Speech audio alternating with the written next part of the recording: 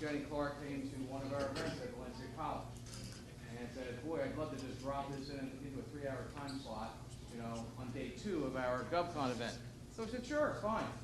Well, what is CEO Leadership Forum? It is essentially groups of strategic advisors. We call it the Dream Team. So you see all these monikers here. This is the second group in Orlando. We have a first group. It's a total of 20 companies so far, expanding statewide, right, into each major market. Ultimately, we'll be going north to Georgia and out to Texas and all these other places. So why does it exist? To deliver very intense CEO or C-level executive workshops, boot camps on college campuses. Why college campuses? Specifically because we want to connect you to the future hires here. I come out of the clothing business. I grew up in a sweatshop in New York. Okay, I call it a warehouse experience. We want to have folks, who are students, sophomore, junior, senior year, experiencing that warehouse experience early, so that when they come out of school, they're worth something to you. Okay, because the very challenge is, many of the students that come out of school need to be employed by a big company and trained before you can hire them, right? That's typically the challenge, right? So for us, we want to connect you early. So we actually have a very organized program which is growing with Valencia College, a school of 70,000 students, all right, and various other colleges around the state to bring them into the classroom, right? So if we were at Valencia College, you'd have about 6 or 7 of them sitting with you, all right? And then ultimately, through the diagnostics that we do, some of you actually did a value driver assessment with Miriam, who is actually an intern. She's a college senior, right? But the point being is that from this, we leave this event, okay, and we typically would do a post-mortem with a team of 3. This is all no cost to you. It's an educational transition of what's happening in the classroom. Oh, thank you. Oh, sorry.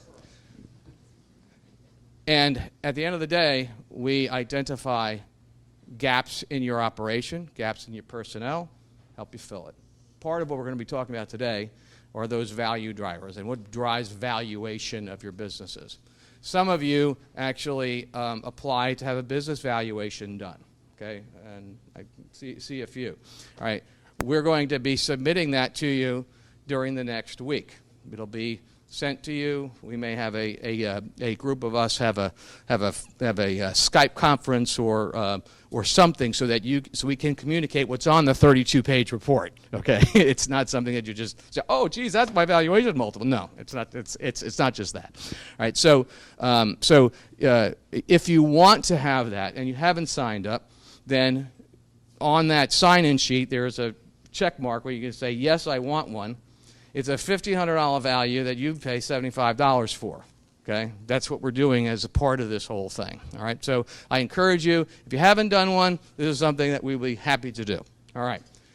We have an agenda today, and this agenda is action-packed, and it's got some very smart people that you're going to be talking to, all right?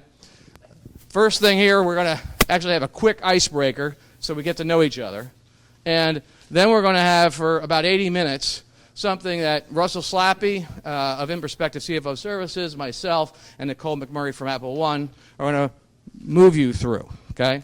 It's a whole thing on value drivers and valuation. Then we're going to have a break. Now, these times are off because we started 15 minutes late. We're going to be leaving here at 12:15, okay? Then next, after the break, we have Jed Grennan, Jeremy Sloan, and Chris Bordner. This is going to be, what is the tax law, new tax law's ramifications on your growth going forward?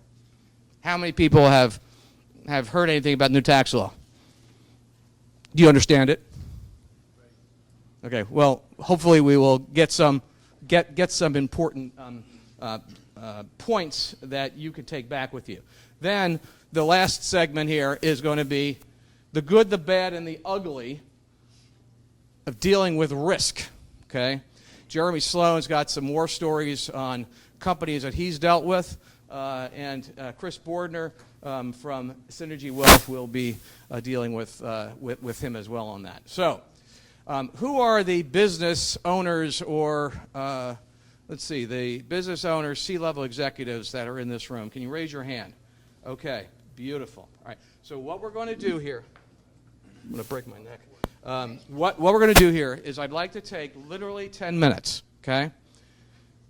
We all pair off, and you're going to get 3 pieces of information. Steve, you're going to interview Wayne. Basically, you're going to say, okay, Wayne, your name, your title, okay, and what you do, just in one sentence, and then what's something unique that nobody knows about you, okay? Now, I know nobody knows each other in this room, or actually some do, all right? But pull it out of the hat, okay? Something that's fun, because that's the whole deal here is we're going to be spending 3 hours together. By golly, I want to know something that's unique about you by the time we leave, okay? All right, so we're going to start here. Take literally 3 minutes to do this. We're going to have to go quick, all right? So you got 3 minutes. Ready to start? Pair off. Okay? Here we go.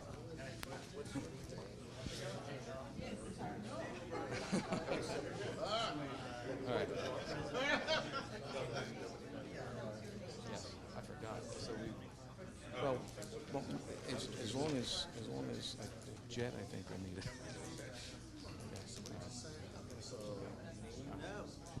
All right, so you're going to need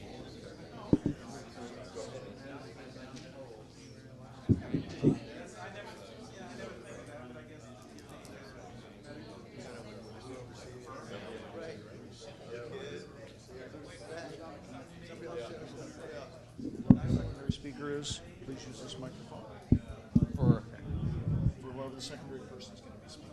Oh, got it. Yeah. Got it. How do you tell this is on? How do you tell it's on?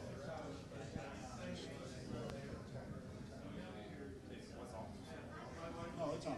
It's on. It just goes dark. Okay. So it's, but yeah, it's on. So if the orange is on, it's on. Yeah. If the orange is on, it's on. Oh, this year? Yeah, if it turns off, hit that button. Oh. Yeah. Oh, what, the red one? Yeah. Got it. Just so they can get the audio better. Got it.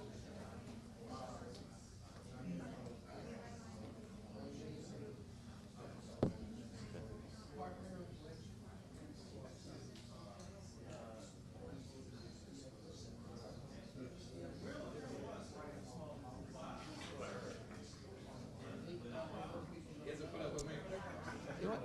Did you sign in? There you go, Jay, right there. There you go. Okay, and if you do want a valuation thing, you can just say yes, and then we'll grant your info later. Yes.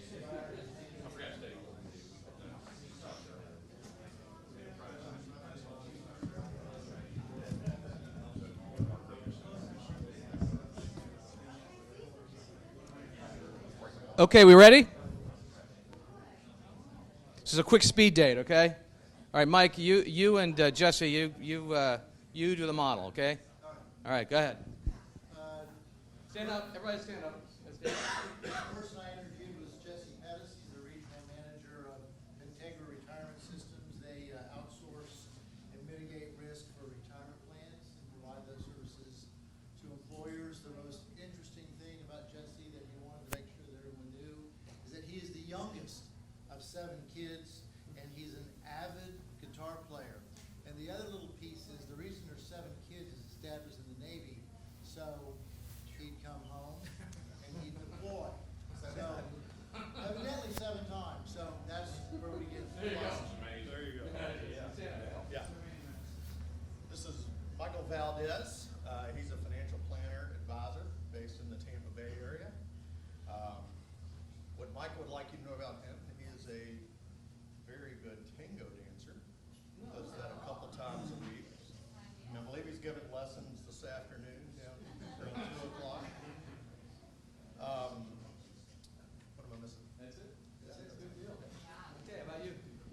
I interviewed John Niederhout with the Brevard Achievement Center. They work on the placement of disabled persons in the community, and he was a 30-year Air Force Master Sergeant Chief. Wow. And they didn't want to let him go, but he had to go.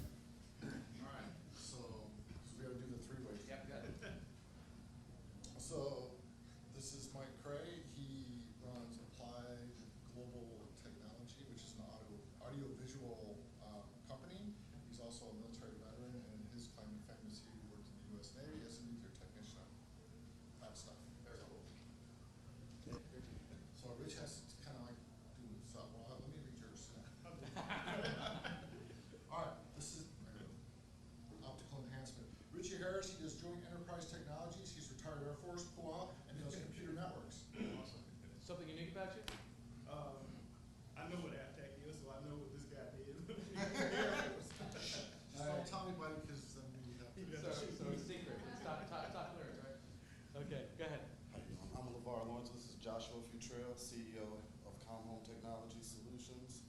Basically, they do IT support, managed services, structured cabling, veteran Air Force. Something unique about he rides to Sturgis every year just to get away from the world. All right.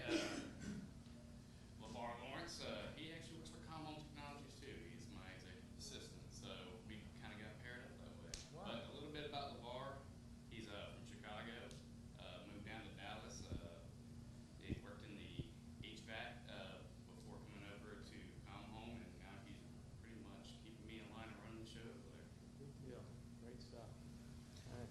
How's it going? I'm Dave O'Brien, and this is Sherry Scott. She works for Specialty Government Services, and she actually does staffing for the DoD. She finds doctors and nurses, real talented people that'll fix up people that are injured there. And let's see, what's fun or interesting about her? She's actually in the Hall of Fame for her high school for power forward, I think, right? So I mean, in basketball. Oh, cool. Yeah. Great stuff. Sure. Good morning, I'm Sherry Scott, and I had the pleasure of interviewing David O'Brien with Serve Tech Solutions, which is a surveying and mapping company. And what is interesting about him is he was on a trip to Canada with his wife at one point, and he was detained and said he was on the top 10 most wanted. So, same name, same birth date, everything. So we got to make sure we keep an eye on him. That's great. Great stuff. All right, Jason. How you doing? I'm Jason Turoff. This is Jay Sherman. He is with Summit Technologies. They focus on weapons technology. He is also a veteran with the Navy. Flew fighter jets for over 20 years. Wow. And it's one of the interesting things about him. The other is that he's completed 5 Ironman. Wow. Wow. That was before I was old and fat. F4s, F14s, F15s? Actually, I flew A6s. Oh, okay. F-18s a little bit. Terrific. Okay, you're gonna. So this is Jeff, and I didn't memorize Jeff Turoff, and he does Specialty Government Services, and he's the owner and I guess the president of the company. And they do, as we've heard already, staffing of doctors and medical professionals to DoD, and interesting business. They had a huge year in 17 and $64 million worth of revenue. Incredible. Good job, you guys. I'm sorry? Good job. Yeah, And from what though? for Ironman. He started in 2015. Yeah. And a thing that people would know about him is he's addicted to soccer, or as they say, football in Europe, and he plays 3 days a week, nights a week, I guess. Yeah, it's a good habit to have. All Good right. morning. This is Prasen Basavara. Did I say it right? That's correct. He is the president of his company. His company has been open for 24 years. They do cybersecurity, risk assessment for the government, and they give software solutions for the government. He is from a beautiful area in India called Gujarat. So. Okay. Terrific. Yes, hi, good morning. I had a very interesting conversation with Indy. It's a short name for Indira. She was born when my prime minister, when I was in India, was assassinated. And she fell in love with the country and she named herself as Indira, and short Indy. Excellent. Her company, CCI Group, she's the president, and she does translation and interpretation services in 70 languages. 70. Not personally. No, but what's the recruiting process like, right? Which will be awesome. Wow. Oh my God. Fantastic. Great service. Super. Thank you. Okay. I'm Steve Goldsby. This is Wayne Leland. He's a partner with Nperspective. They provide CFO consulting services. Something unique about Wayne is he is Russell Slappey's pain in the ass. That's right. And has been for 17 years. I'm striving here. I didn't know he was going to go with that. It's all right, Russell's a pain in the ass to everybody else. Thank you for that. Sitting next to me is Steve Goldsby. He's the CEO of Integrated Computer Solutions. They do IT solutions for the government, does data centers or enterprise-wide basis for the government and other software solutions that they provide. Something unique about Steve is that he brews beer Something unique Cool. about me that wasn't mentioned before, Steve just become my new best friend. There you go. Well, actually, what makes Russel Slappey such a pain in the ass is because when he's supposed to be a left brain CPA, he's very much right brain.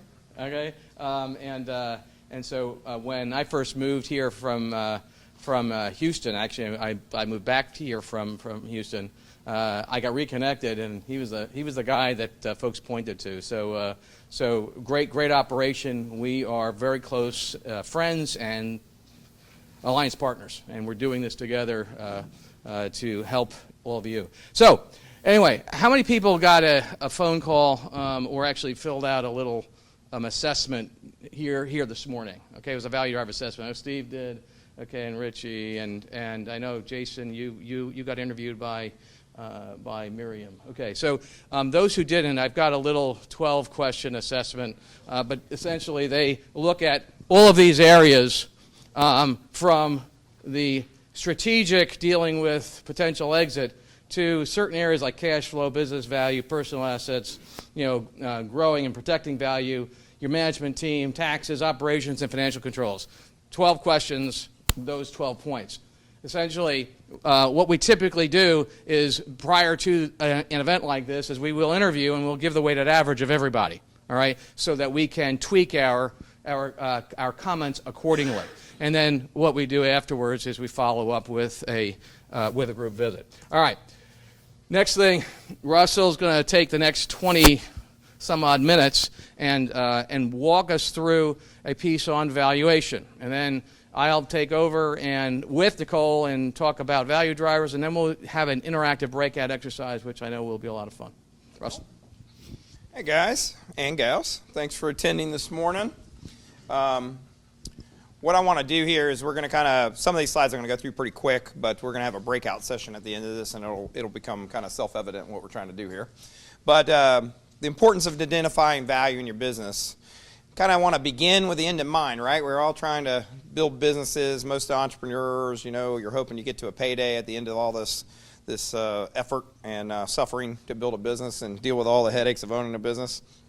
So it's kind of the beginning point in the planning process, right? We need to think about what is our valuation, what are we shooting for at the end, and work backwards, really. There's other reasons you want to think about identifying value. You want to quantify the retirement and other personal funding needed. In other words, what do you want when you retire? How much do you need to live at the same standard of lifestyle as you are today? Estate and tax planning, you always want to have a valuation associated with that. You can't do the planning without knowing what the company's worth or what you might have when you exit. It's kind of hard to do the planning when you don't have the numbers. Buy-sell agreements with partners. Insurance related to that. You can't figure out what to fund if you don't understand the valuation of the business and the total value to insure. Insurance planning. How much do we need to cover the value of the business, the assets we have if you're an asset-intense business?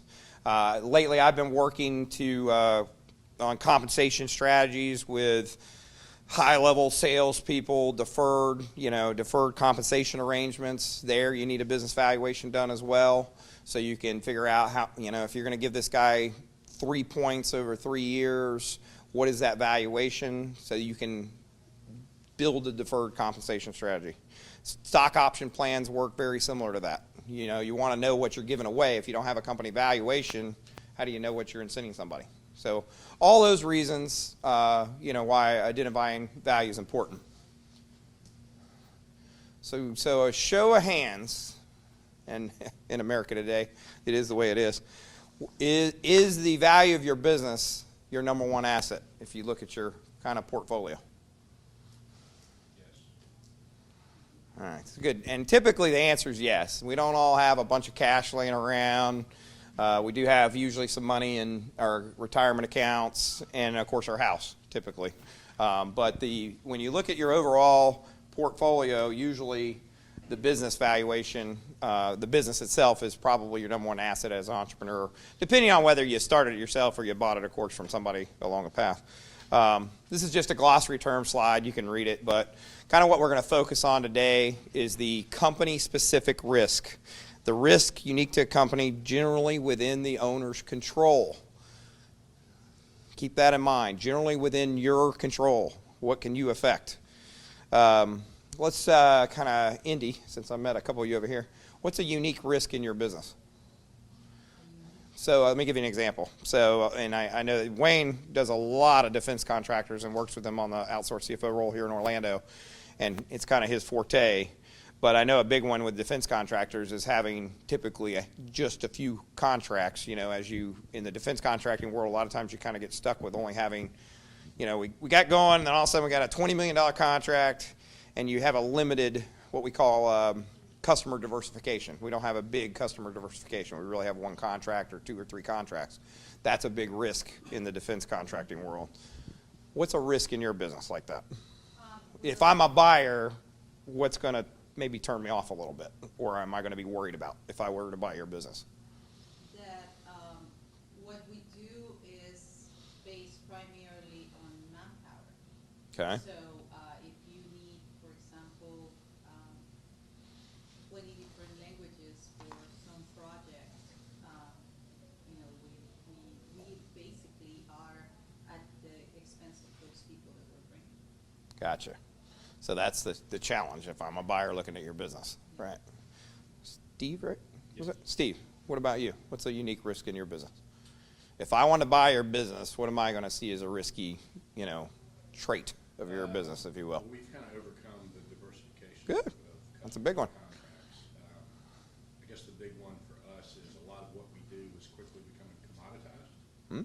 So we're having to pivot to more innovation and leading edge type of services.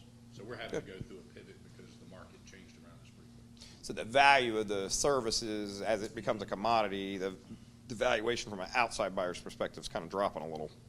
Because they're going, there's a ton of people that do what you do, you know, how you diversify yourself from the competition. They Yeah. can build it cheaper than they can. Right, right. And that's a good couple examples of a company-specific risk. That's good. So what is the process of identifying value? There's benchmarking. You can, you know, how do you go about trying to figure out what your company's worth? There's peer group data out there, market data. Profit Sense is a piece of software at Nperspective. A lot of times we'll load client financials into. It does a comparison to the industry and what are your metrics and ratios, your AR turnover, stuff like that compared to other industry companies. A lot of times you get into the recasting of financials to normalize EBITDA. A lot of times in companies, owners tend to run certain expenses through their books. And shouldn't, but they do. So we have to back those back out. You know, company cars, fully paid health care for the owners, family members that work there that don't do anything. Found one of those the other day on one of my clients where, you know, we were going through and allocating payroll between SG&A and sales, and, you know, who's this guy named Bob, whatever, ends up being the uncle that doesn't work there. You know, so the guy's on salary. So that's an example of normalizing the EBITDA. You got to add that back because a buyer wouldn't, you know, of course, pay that person on payroll. So you see it. You see a lot of things when you go through people's financial statements. You know, having another thing is looking forward. You know, what's our projection for I spent my entire day yesterday doing a projection for a client of the 2018 and 2019 P&L in detail for a private equity group. So they want to look at it because they're actually looking at possibly investing in that client, and they want to see what our projection is going forward. So that's a good example of, you know, setting a realistic set of projections. Business assessment, having a group like us, and actually, you know, CEO leadership forums, part of why we were brought together is we want to help clients understand their issues and challenges and business risks. And so a lot of what we do is we'll go out and do assessments of some of the organizations coming to these, you know, meetings and whatnot, and that's kind of what Jeffrey was referring to. We'll go out and do an assessment from the CFO's point of view, the CPA firm's point of view, the lawyer's point of view, and come out and help identify those things that need to either be pushed to build value and you know, extrapolate, and then also identify those risks that you have in your company that need to be worked on. And then, once again, there's a range of values, looking at companies that have been sold in your industry, similar companies to you, etc. Now, Question on that? yeah, sure. You want just questions as we go? Yeah, sure. So my notion, based on some experience, and my guess, more broadly, is a lot of these transactions are not private transactions. Sure. So it seems to me to be pretty difficult to, where is that database of comparable company transactions? There is a database, actually, and unbeknownst to me, I found one as the world kind of continues to grow database-wise, right? We're all working on our own personal database. There's actually, for instance, Bank of America, Merrill Lynch, and U.S. Trust, they have a whole platform of a private platform when you go to sell your business, and I forget what they call it. It's, I forget the name of it, but basically you can go on that platform, and then they locate somebody that's actually sold company, an investment bank that's actually sold companies like yours. And say they'll go out there and you'll say, look, I want to sell my company. We'll go help you for free locate an investment bank that's actually sold your similar company 10 times. And then in that, they've already dealt with 10 other companies like yours. So they try to get as close to apples to apples. Yeah, so there are ways to identify similar businesses, and so they're databases. There's a lot of, information's powerful these days, so it is out there. So, yeah. That's one example I came across this month. Yeah. Lots of investment banks have these softwares that track all the private transactions that have occurred in the past year or 2 to 3 in various industries. Now, that's not a cheap thing. It's $25,000 to $40,000 for that software here. So those companies that are equipped to do that, and we work with a lot of them. Right. So you got to be, for them, that's very powerful. So if you come to them as a potential client and they want to help you get sold, they're going to say, I have access to this database that you wouldn't want to pay for, number one. So it's good. So the value worlds, there's lots of ways to value the company. Part of this valuation tool that we bought so companies could use it even shows you that. There's asset value, fair market value, et cetera, and so on. And I'm not want to get into all the methods, but what I really want to do, we want to focus on really the intrinsic value. That's what does your company really trade for between an open buyer and seller? Go ahead. I have a question on the valuation. Sure. If you are a service company where you don't have a lot of assets, Mm-hmm. does it affect the valuation? Well, yes and no. I mean, we're a service company, right? So there's a going value for a company like ours. And actually, we had struggled, the hell is it, right? Where do I find, similar question, where do I find it? So I went to a conference last year of owners like me all over the country. And we found out what the value was. It's 8.8% of gross revenue. Like CPA firms are a lot of times 1 times revenue. So there are ways to find that out. So it's just, getting access to the right information, right people with the knowledge. So Yes. Oh, I'm sorry. 0.8%? Of gross revenue.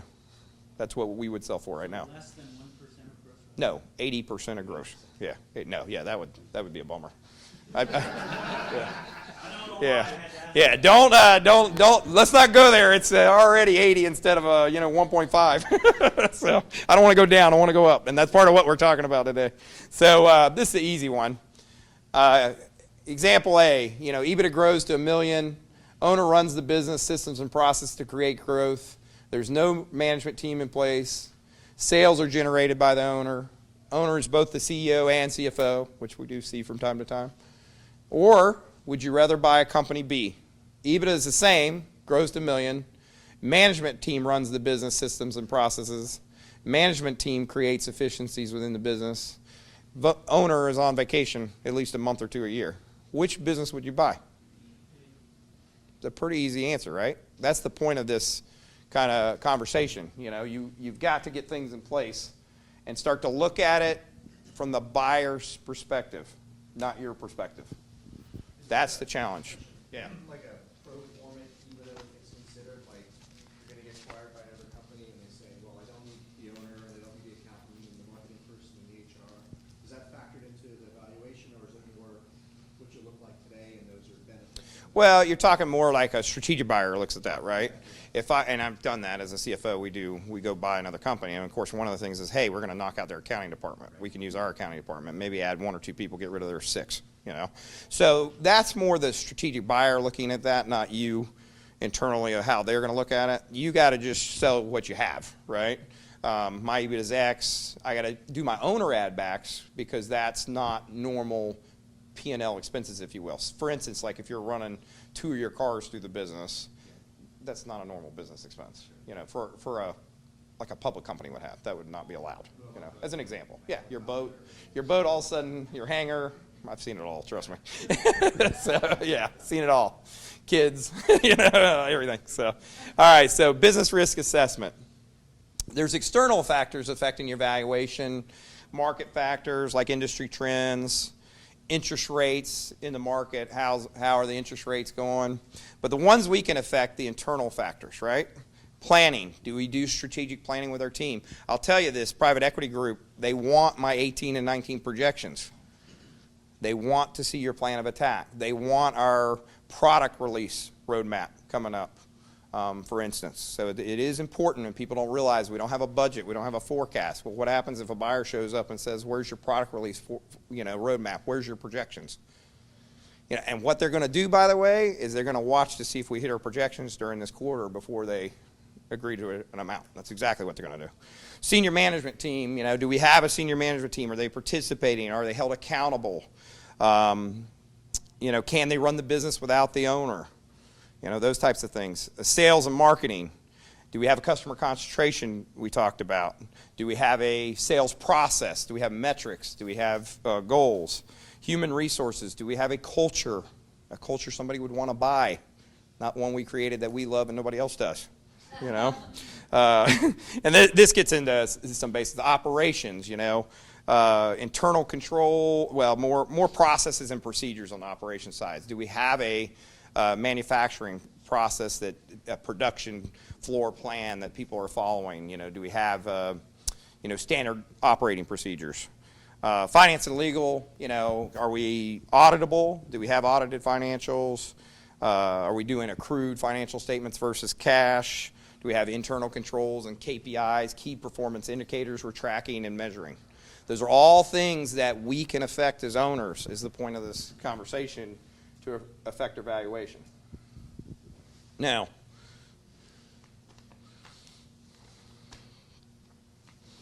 I apologize, I'm getting blinder than I used to be, so I have to keep looking at the small print here. Once we kind of, what do we want to do to protect value once we're there, right? How do we do it? You know, how do we protect the value? Do we have a written business continuity plan? Do we know what's going to happen if we leave, if we pass away tomorrow? You know, does the company know what's going to happen if the owner's not around any longer? Buy-sell agreements updated and funded. Do we have those in place? Have we considered that? Do we have employee contracts in place, non-competes in place with our high-level employees? Do we have life insurance? You know, the benefit of the owner's family. You know, I just did a husband and wife deal where they're getting divorced, and of course you get into, you know, I want a life insurance policy on you, and you need one on me, and the company's going to own it, and you know, what if you're gone because I want to keep the company's value for the ex-wife that's leaving. So those things tend to come up in divorce, but really you should have all that in place regardless. What if you get hit by a bus tomorrow? You know, unfortunately, those are things we don't always think about. Business interruption. You know, I'm sure there's a couple companies on the side of I-4 here that weren't too happy that I-4 went down. You know, that big I-4 Ultimate project's probably not making everybody happy when they lose their property on the side of the road. You know, so those are things you don't think about all the time. I said the employee agreements, like the non-competes, that's a big one in our industry. You know, if somebody, we were talking about that last year, that conference I went to, you know, some of the owners, they got offers, and the first question comes up in a service business like ours is, do you have your non-competes with all your employees? And some of them weren't ready. They had to go back and sell their employees on signing all these non-competes, and that's quite the challenge once they've already been working for you, and you're going to end up giving everybody a bonus to sign that document if you didn't do it in the beginning, because they're going to say, what's in it for me, right? So, and addressing other high-risk issues. So, now, I want to get into the math of this, but you know, a lot of times, this is an example of how you do evaluation, if you will, how it's calculated. And a lot of times you'll see the basics of you'll hear people kick around, hey, in your industry, just like you had mentioned, in our industry, you know, 80% of revenue is kind of the standard, gross revenue, instead of looking at EBITDA, okay? A lot of times you'll hear it's EBITDA times a multiple, and EBITDA is earnings before interest, taxes, and amortization. That's your free cash flow is basically what that represents. And typically the valuation is something like EBITDA times 4, EBITDA times 7. That's what this is getting into, okay? Now, go ahead. Yeah, go ahead. That'd be cool. Yeah, it'd be the slide girl. So what this shows you, just in simple, and I don't want to get into the math, but if you could affect 10% of the company-specific risk, you can increase the valuation by a huge margin just by moving that needle 10%. Okay, it's just an example. You know, I don't want to get into doing math because we don't have time today, but basically if you could change that company-specific risk, you could see how things start to change really rapidly. Okay?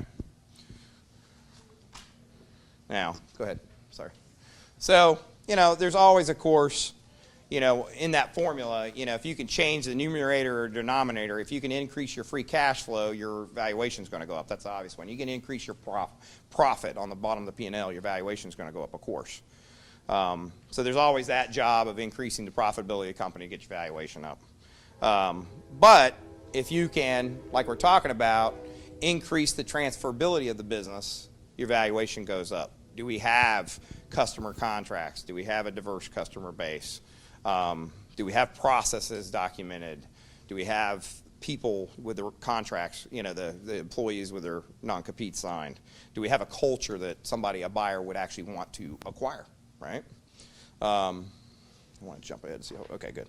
So, you know, durability of, you jumped ahead a little bit. Sorry. The durability of revenue and cash flow to fund future payments. You know, a big part of how somebody's going to acquire you typically is with debt. Every deal I've done, we've acquired companies with debt from the bank.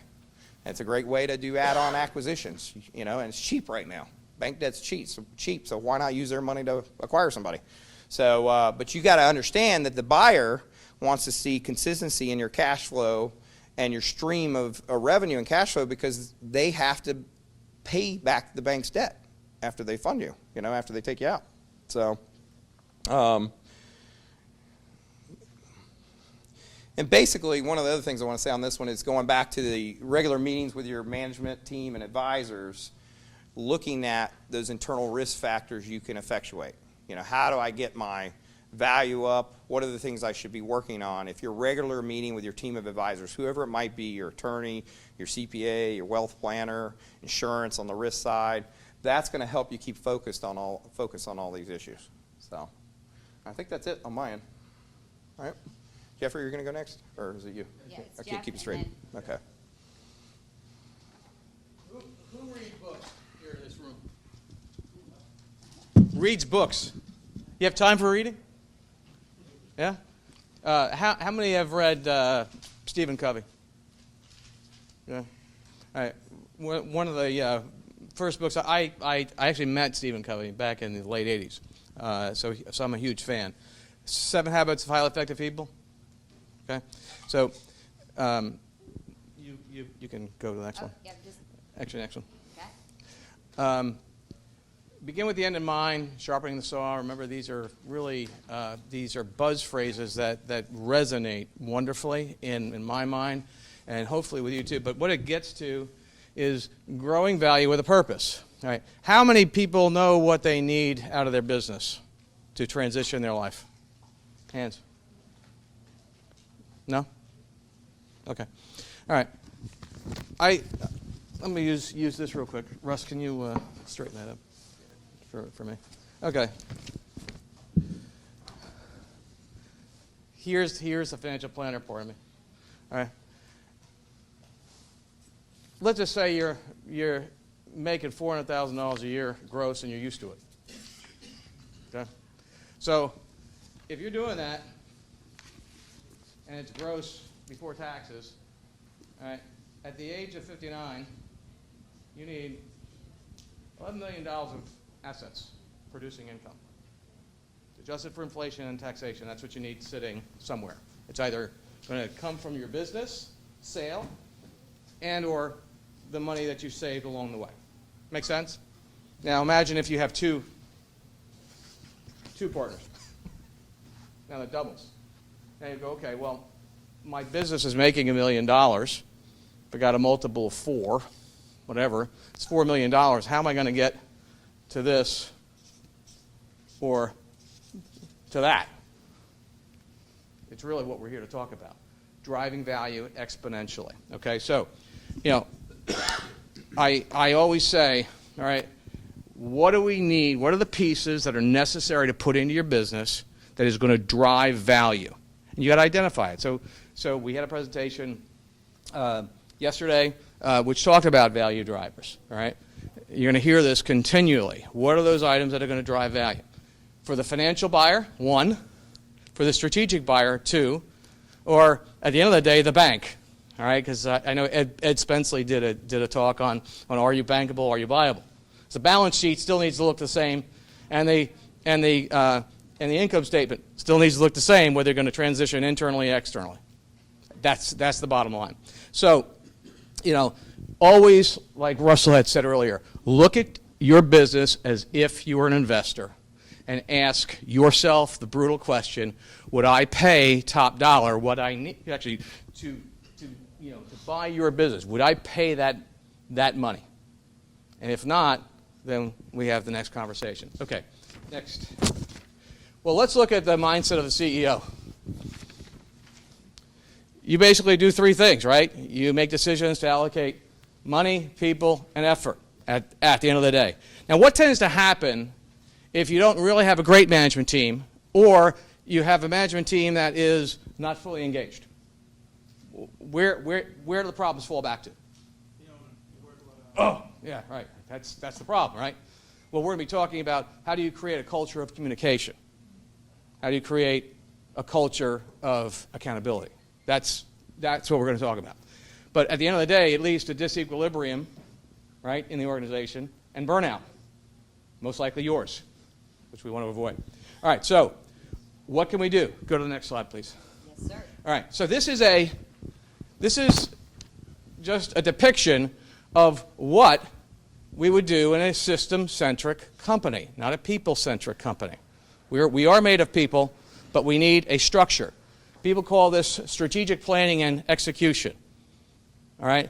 What typically is the biggest problem is that companies will do a strategic planning session and they never look at it again, right? Because the putting out the fires is the big thing.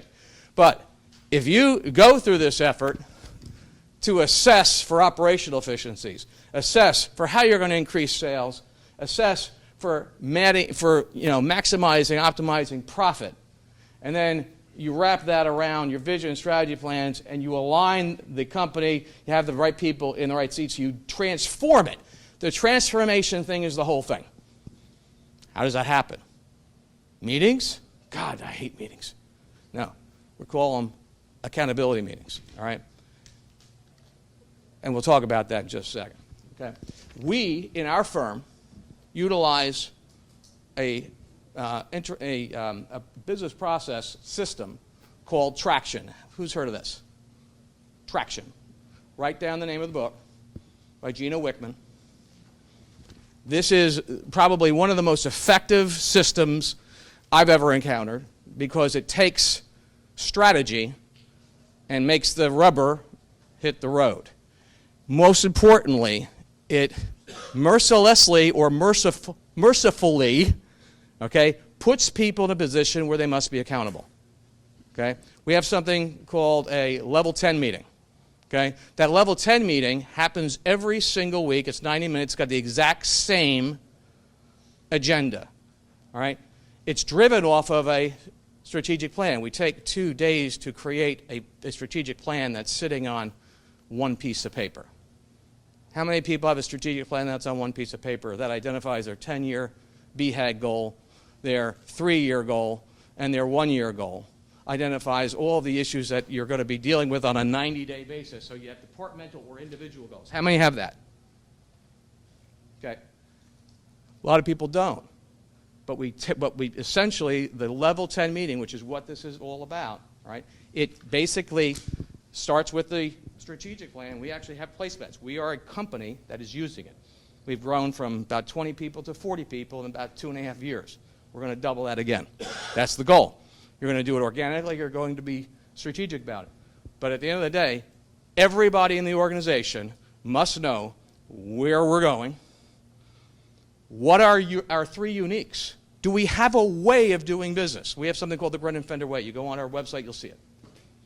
Okay. What's our value proposition? Is it on the website or is it just information? It's got to be communicated. It's got to go right down into the very spirit and soul of every employee. That doesn't happen without this type process. Level 10 is called Level 10 because at the end of every meeting where we go through a scorecard and we go through what's called an IDS issue, an IDS process, 60 minutes of that 90 minutes is identifying, discussing, and solving issues. And people are accountable for it. That means you must have trust in that room because you're going to be holding people accountable. And if there are issues that are not being addressed, that's where it happens. So there's a whole trust-building process that you'll learn about in this traction book. Okay? This is meant to transform your company. So when we look at the level 10, we're going to score that meeting. Was it effective or did it stink? Was it a 10 or was it an 8? You strive to get an 8 on everything. But I will tell you in the past year and a half that we've been doing these L10 meetings, right, we have times that it's a 5. And you have to explain yourself. And Jed Grennan's sitting back there and goes, well, I thought it was an 8. But then another guy says, I thought it was a 5. Why? And you tell him. Culture of communication and trust. But guess what? We have a scorecard of about 15 items by person, by department. Jed, why isn't this being done? Jed's got to answer. But he's the founder and CEO of the business. I have every right to do it. And if you don't have that type of communication, you're not going to be able to transfer a transferable asset. It's brutal honesty. Okay. So let's move back one. So, we're moving back? Yes, back one. All right. So, water break. All right, so let's look at some of the things. We talked about, well, in that process, that's meant to get 3 to 10 times EBITDA improvement. These are a couple of areas that we're dealing with. Strategic marketing. Does everybody in your company know what differentiates you? Do they know it? Yes and no. Okay. The issue is, it may be in the CEO, it may be in the top management ranks, but nobody down below. Again, this is part of the whole idea. Putting it on your website, what differentiates you, what is your way? Everybody should be able to do that. A lot of people are putting their values and their mission statements on the back of cars. I would lobby, you put your value proposition. How are you different? Okay? Once you understand that, you can focus and align the company. How many here have built their current org chart and then what it needs to look like at double the size? Have you done that? Okay, so I got 10 people, double the size. What does that structure look like? What are the functions of those boxes? Not the people. Don't look at the people. It means nothing. Okay. What are the functions that must be dealt with? No box has got 2 people in it. Well, that means that, geez, David, you're in this box here formally, but you're in this box over here. And that's creating confusion and no accountability, right? If we can nail down this issue of accountability, all right, and there's something called WTC in traction. Do the people want it? Okay? Okay. Do they get it? And do they have the capacity to do it? Okay? Very simple. And we grade every employee in our organization on whether they want it, they get it, they have the capacity to do it. Real simple in the book. You got a plus, a minus, or a plus minus. You get more than 2 minuses or plus minuses, you're not the right fit. Oftentimes, and that's where values and about what your values are, that's where that's so important, because you hire and fire based upon that. And people will take themselves out of the company because you're helping them see that they are not a fit because they don't have those 3 things going for them. And it's nothing personal. It's just, are you right for where we need to go at double the size in 3 years? Okay? This is what that does. Let's go back, please. Place bets on the future. Everybody in this room is placing bets, right? We don't like to take uncalculated risks. I'll share a story about my own family business and what we did. All right. Optimizing and simplifying the business. Creating leverage. What can you outsource from your own operation? What's not touching the customer? Right? In your case, it's hard because everybody has to be U.S. based and clearances and all that stuff. The thing is, though, what are things that don't have to be dealt with? The whole PEO industry, professional employer organization, it came into fruition just to take HR out, training, compliance. Well, there's a whole lot of things. I come out of a manufacturing world. Outsourcing was the name of the game.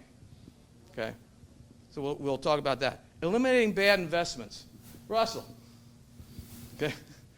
What's an example of bad investments you've seen and how people have just kept driving at the China egg and haven't gotten rid of them? Example. You can do a bad acquisition that you never get the return on the cash flow, and if they put all this time and effort, sometimes you just got to shut it down. It's not going to work. Right. It's a big one. How about partnerships and alliances? Right? Okay.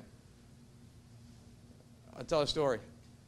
In my family business, we were in clothing manufacturing, and we had and of course, in that world, you have to outsource everything to lower cost countries. Well, I actually lived in Eastern Europe back in the early and mid 90s. I didn't know a soul. And we didn't have a big budget to do things, but I had to develop a national distribution for a product we had never touched before. How do you do it? Who are the people that sell different products that go to the same customer? And that's what we did. You can do the same thing. That's where alliances come into play. Okay. There's Ed Haywood from Lucas is here. About a year ago, they had done a joint venture. Right. This is all good stuff. Yeah. Thinking about joint ventures when you don't have the assets in your company to be able to provide the value proposition. Okay. Go ahead next. Okay. All right. Next one. Next. Okay. So value drivers, we had talked about it. Business planning, I talked about that. I talked about exit. The business value planning, I need an $11 million business, or I need a $7 million business because I have $4 million of capital sitting over here. All right. It's great to have this, but the traction process, for example, gets you moving in that direction. All these different things. Written processes, org structure, management control, making sure that you've got a metric system there, holding people accountable. I know financial reporting is a big issue.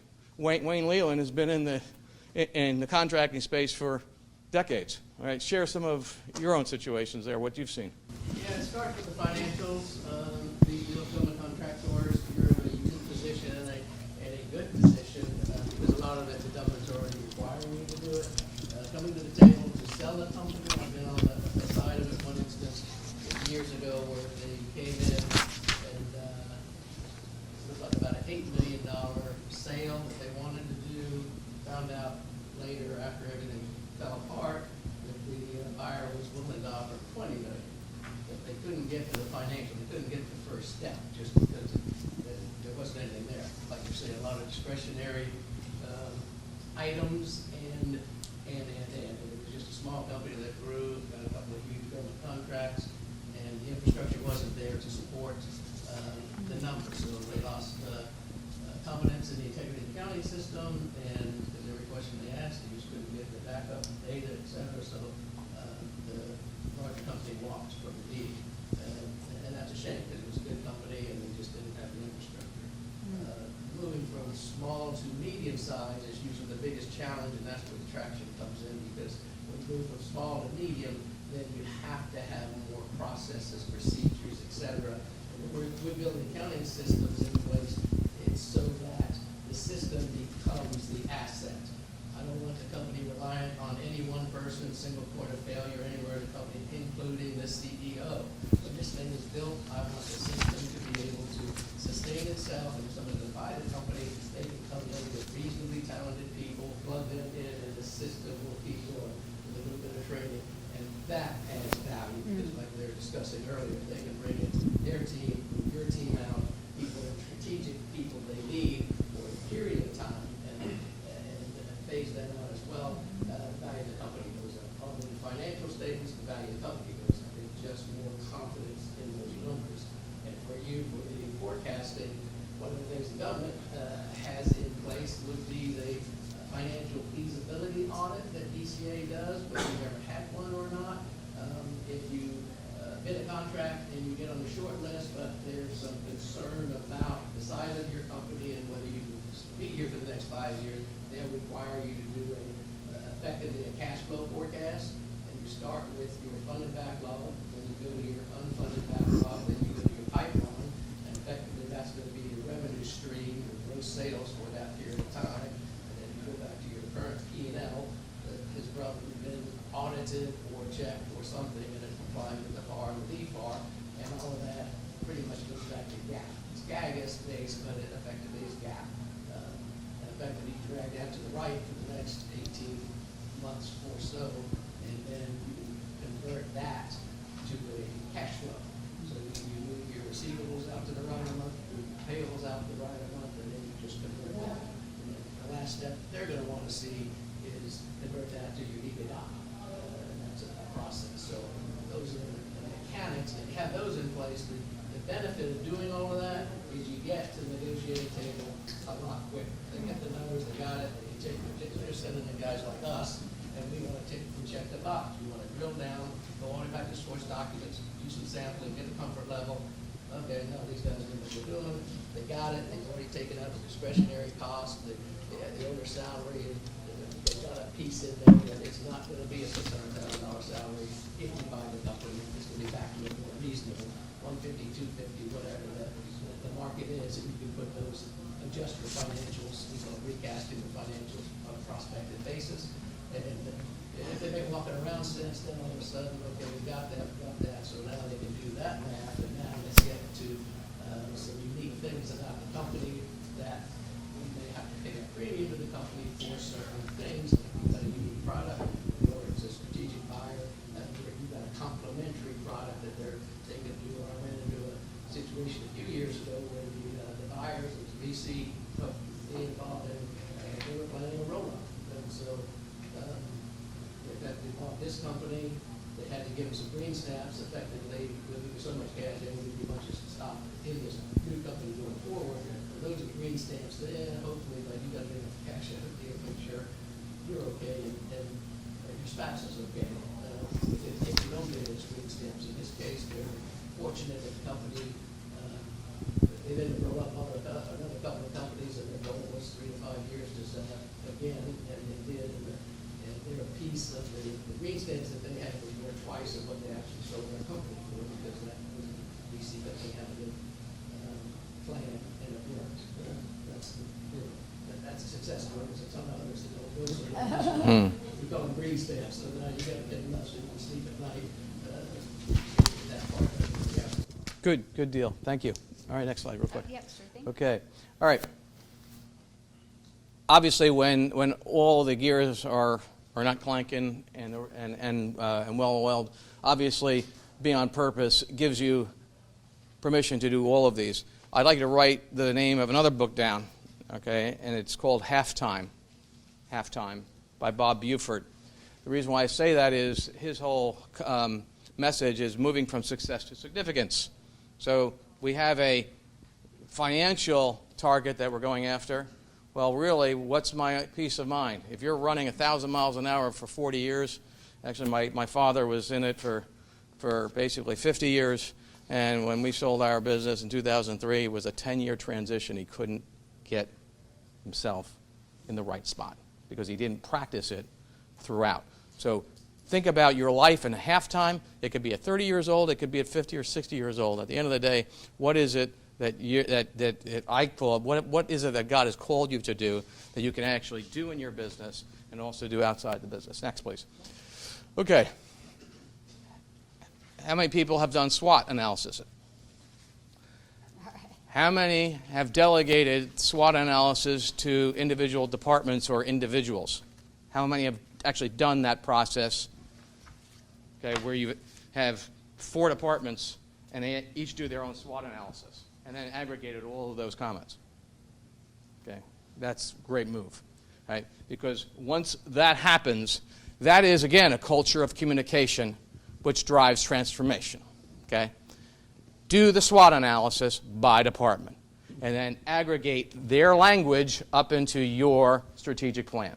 And you'll be amazed what the folks down at the ground level are seeing that you're not. Next. Hey, here's the basic process. You're going to gather that feedback through that exercise, and you're going to build consensus. I don't care how big your organization is. We have basically 4 departments in our organization, and everyone's got their own personality. The auditors, the tax people, the consultants, right, and the accounting people. They're all different personalities, right? But the key is help them see that you want to hear, and then basically you'll be able to exploit those things and then have a plan going forward. Next, please. All right. We're all contractors. Everybody starts in the Me Too business. How many have done, actually, before I start there, how many have done the 9-dot exercise? You know the phrase, think outside the 9 dots, or think outside the box? Has anybody done that little exercise? Okay, so let's just look at this, okay? The idea here is connect every dot by using only 4 lines. That's the idea. This is a great exercise. Have your people do it. Okay? Right. But essentially, to do this, you actually have to go outside the box. Okay? So we're going here. We got to go all the way over here. Then you go all the way over here. And then you go there. Now, why do I say that? What's visually important about being outside this box? Because when you're inside the box, you're in what I call the Me Too syndrome. Me Too. You're dealing with 5% margins, scrape and buy 6, 7% margin. Right? You're in the Me Too business. Commodity. What's your differentiator? We talked about that. With this piece right here, this is where you can be unique and or uncontested. Here too. Thinking outside the box puts us in the unique and uncontested category where my unique margins are double what they are here, and over here they're 2 or 3 times what they are here. How many can get away with charging almost what they want, like Apple? How many can do that? Apple Computers, not Apple One. Okay, just making sure. In most cases, we can't because we haven't set as our charging order, okay, to actually think that way. Who is accountable in your organization to drive the value chain? We're gonna look at it. I would challenge everybody. Oh, thank you. Okay, now I picked this up. I picked this up. I would challenge everybody to find that person who gets it, wants it, and has the capacity to do it, and have them be in charge of that. And have that as a rock, a goal every quarter. of finding the thing that's going to make you unique and, more importantly, uncontested. Right. Okay? Because that affects your pricing. Oh, geez, I'm a government contractor. I'm subject to time and materials and a little bit of profit. Well, like Steve has done, he's got some diversification going. As you get bigger, you can diversify. But I would lobby, start somewhere. I'll give you an example. I said I was in the clothing business, right? Well, when we were in Eastern Europe, sourcing out of all these different factories, there came an opportunity. We started in Poland in 1984. We bought one of our factories in 1989. So we were in there. But somehow, we were introduced to a third-generation business as well that was in the cheese importing business. He was in New Jersey, about 25 miles away. Come to Poland, cheap milk, cheap everything, lots of cows. We started doing the same thing. We actually leveraged our infrastructure there, and we were doing cheese and clothing at the same time. Can you believe it? It's a Polish joke. It's a true story. But what happened? My job, I had to create a national distribution of cheese products. Parmesan, mozzarella cheese. The Poles back in the early mid-90s had no idea what it was. So I started. I couldn't do it. I didn't have a truck. We had a factory. It was exporting all that stuff. But what I did is I started saying, oh, geez, there's Gallo Wine started to do it. We actually brought a turkey producer to buy the largest turkey producer in Poland. And then we also had an American company that actually bought, a meat plant. So we started packaging cheese and all those things. And I trained their sales forces, okay, to sell our products and vice versa. So basically, within a 3-year period, we went from 0 to $10 million in revenue, which basically allowed us to sell out to a big strategic buyer. Mind you, there's a lot of stuff that happened in there. We got out with our shirts on. Fact is, if we weren't doing that and planning to be uncontested, because in this thing right here, nobody was selling mozzarella cheese or Parmesan cheese, but I couldn't get it to market, so I had to use folks like Procter & Gamble too. Oh, that's a whole story in itself. Okay? Nationwide distribution system. Use other people's access to markets to get your product in, product or service. Okay? Big deal. All right, next one, please. Okay? As you're doing this, and this is not rocket science, how am I going to increase my top line? Well, I got current products. I can sell more of those current products to the current markets, or I can basically go into some other markets. So a lot of people deal with this. You're probably doing a lot of this if you possibly can. That's product development strategy. That's new products into current markets. Or diversification is what we did. You had clothes and cheese. Okay, but find out, what is it that's going to help you be different? Okay, next please. All right. It all starts with anticipating change. We're all change anticipators. We want to jump in at an opportunity. But then understanding your key resources inside the company and out. I talked about people, okay? Your organization, your people. There's an example out there. Think of a football team, right? 11 players on a side. Statistically, how many players on that team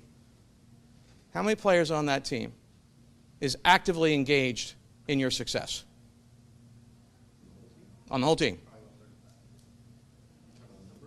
No, I'm saying if you have a team of 11, okay, how many of that 11 are actively engaged in your success? Okay, statistically 2. How many people are actively sabotaging your organization? It's 3. And then you have those who don't give a shit, who are indifferent. That's in the middle. So that happy middle is the happy middle is the one that we have to affect, right? That's the happy middle we have to affect. So next slide. Okay. As you grow, focusing your efforts, risk reward. Make decisions as if you're selling next year. That forces you into Very specific decisions. It forces everybody else into very specific decisions. Not that you're selling, but you're doing something. We talked about Me Too. We talked about the value chain. Standardize everything. Everyone in my organization is learning the Grennan Fender way, and they're learning the way we do it. The CEO Leadership Forum's approach is the same as my firm. Nperspective's approach is the same as my firm. It's all the same. We're duplicating it and replicating it with smart people so that they don't have to reinvent the wheel. Okay? Very important. Expanding into adjacent markets, we talked about that. Okay? But the big thing here is people. Man those systems. I got my expert here in Nicole McMurray, and she's going to talk a little bit about people.